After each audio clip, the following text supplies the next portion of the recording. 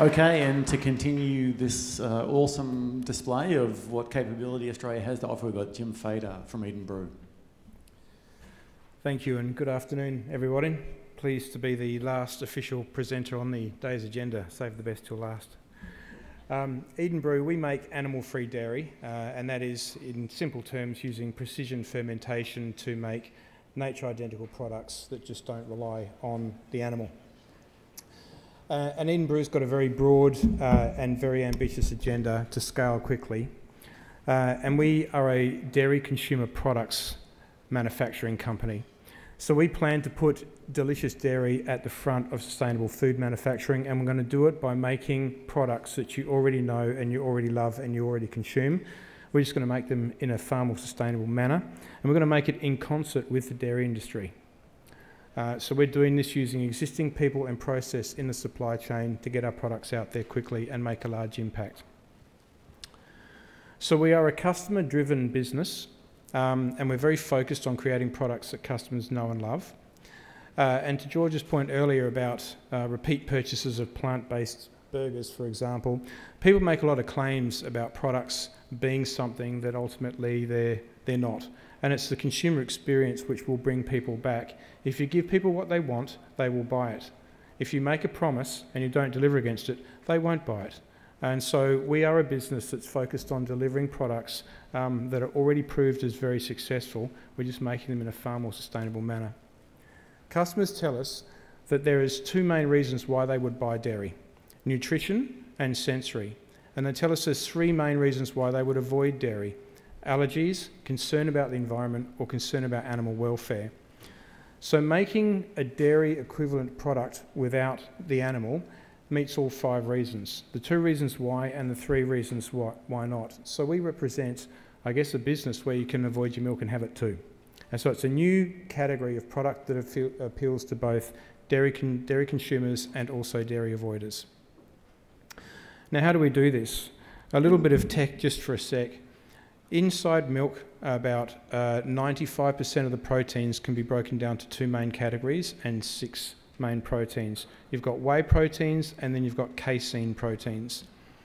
The casein proteins inside the cow form what's called a casein micelle. They grab the calcium, they grab the phosphate, and they grab each other and they clump together.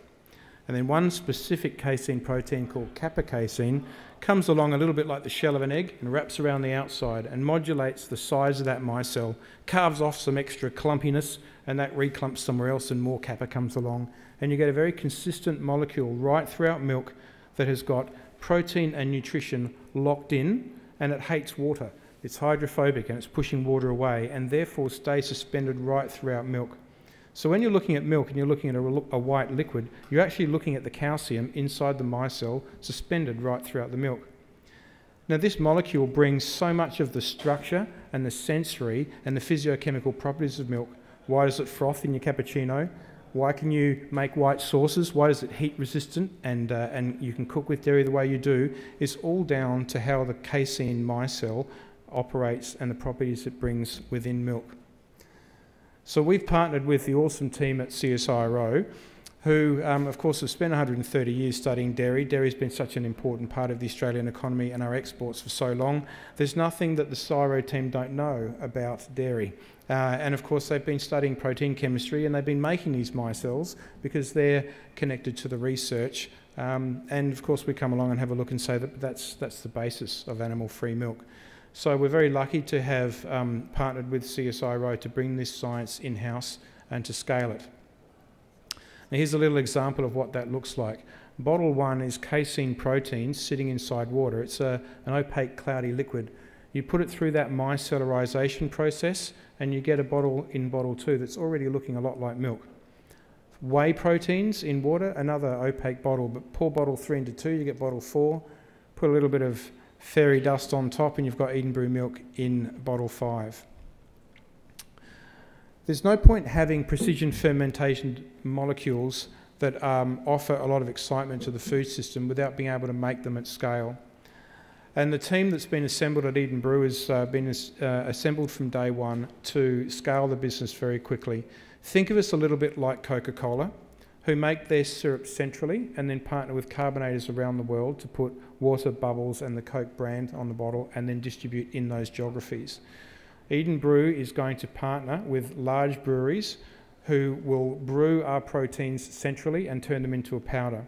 We take those powders and partner with dairy companies like we're doing with our co-founder and shareholder Norco Dairies, who will recombine those proteins and put it through the micellar process and then treat it like it's raw milk at that point. So instead of decanting a truck from a dairy farm and just pumping it down their bottling line, they'll blend up our powders and ingredients and then pump it down the same bottling line the same way, through the homogenizer, through the pasteurizer and into a refrigerated bottle line, out onto the trucks, out to their customers with their sales force standing behind it.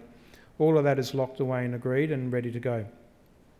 Brewing at scale is really important. There's not enough brewery scale or capacity on the planet to cope with the onslaught of businesses like Eden Brew rushing to market with really cool molecules. We're very lucky that we have got relationships already tucked away with key large breweries who are very excited at the idea that Eden Brew is coming to market, because we're not making niche products, we're making volume products. The beer guys that we're talking to are used to taking yeast, turning it into alcohol and into a milk drink. We're using yeast to ferment milk proteins to then go into a milk drink. So we're using a very similar technology stack and process that very large and mature industries looking for growth are finding quite interesting. So we're a core tenant of the large capital investments that large breweries are making to get into the food brewing game, because as everyone knows in the room here, precision fermented food is going to be a very large share of stomach in the next 30 to 50 years as we scale to meet the 50 to 100% forecast increase in demand for protein that we're going to have to meet. So we are not a startup, we are a created company, and we think that that's a really important point of difference. We have assembled a leadership team and we've sent it a co-founder group here designed to build something and run it to scale very quickly. So I represent a leadership team that have come from some pretty interesting areas, from CEOs of infant formula manufacturing businesses and scale brewing organisations to some of the most senior scientists in this field in Australia. We've partnered with Main Sequence Ventures, who have seeded us 2 years ago, and we've also, as I've mentioned earlier, partnered with CSIRO, who have spent years studying this science.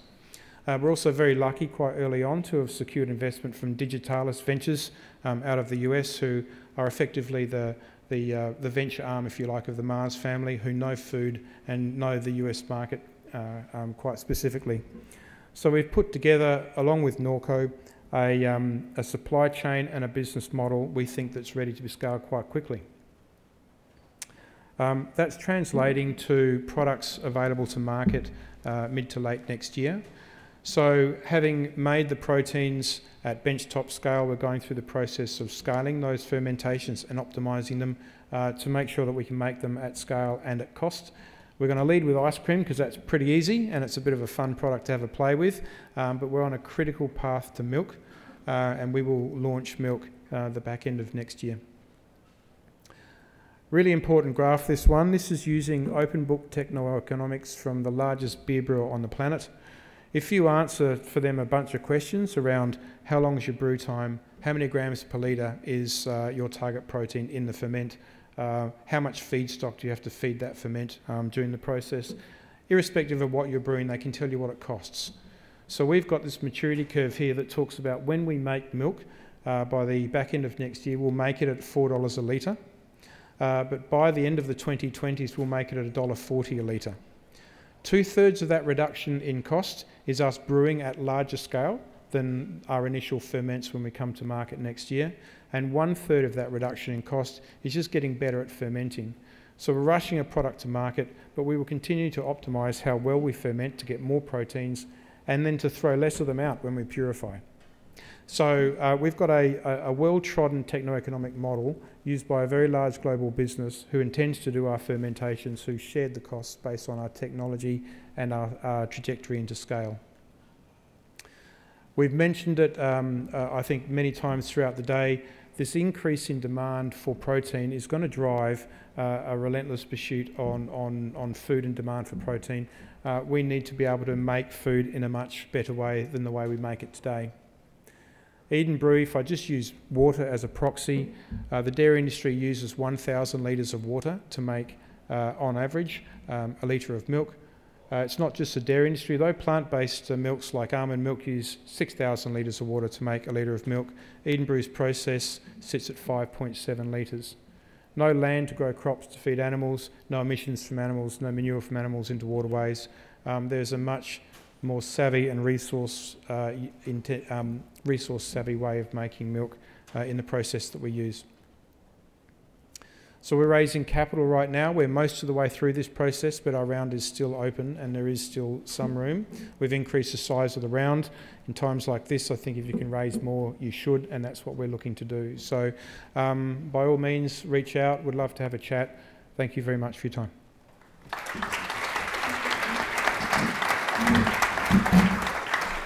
Yeah, thanks, Jim. That was great. Two things I loved about what you said. The first is such a great example of the ecosystem here in Australia working to create true innovation, like globally significant innovation, and based, as you said, on that kind of decades of experience in the CSIRO. The second is often this kind of alternate protein argument is positioned in terms of like conventional versus new, absolutely. And I absolutely love that Norco are one of your key investors, and it's a really collaborative approach. So fantastic. Who do we have with some questions out in the audience? Come on. There we go. Thank you. Hi, thanks for that presentation. It's a fantastic product, so congratulations. I just had a question on, is it the same nutritional value? It comes from a place of ignorance. I can hear my mum's voice in my head saying, you can't replicate real milk. So I just quickly went and looked up milk, and it talks about fatty acids. Milk contains 400 different types of fatty acids. Is all of that replicated, or do you get a poorer product from a nutritional perspective?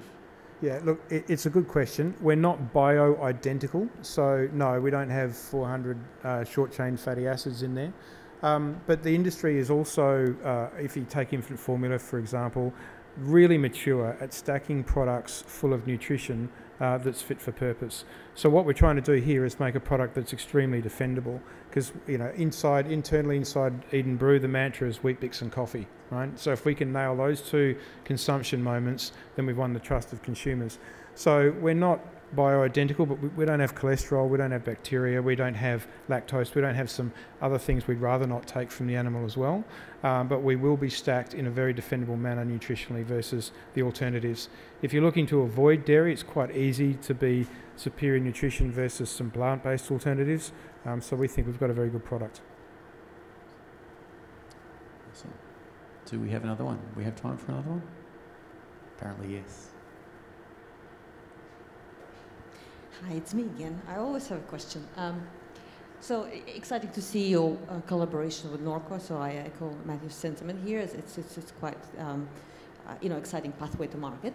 However, do you foresee, or are you prepared for eventually the big, large, traditional dairy industry fighting for the right to call their product milk, and yours potentially something else?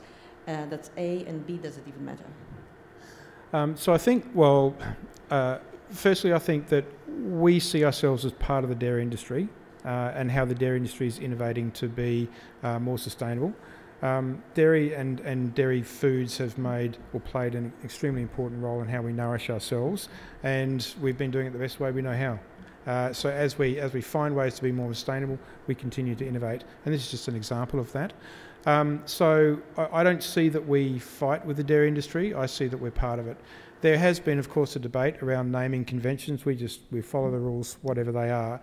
Root beer's not beer, shortbread's not bread, and animal-free milk is not dairy milk. And as long as we're clear to the consumer and following the rules, we're okay with that. I think that plant-based milks have done quite a job already to educate everybody about what is and what isn't confusing in this space. And even recently, over the last couple of months, we see decisions in the US about what is and what isn't going to be permissible going forward, which all supports the idea that our approaches to naming our product are acceptable. Awesome. Thanks very much. Well, I guess turns out that food and agriculture was interesting after all, so thanks for coming back, everyone. And thanks to all the CEOs and founders of these awesome companies, a small selection of the fantastic set of companies that we have here.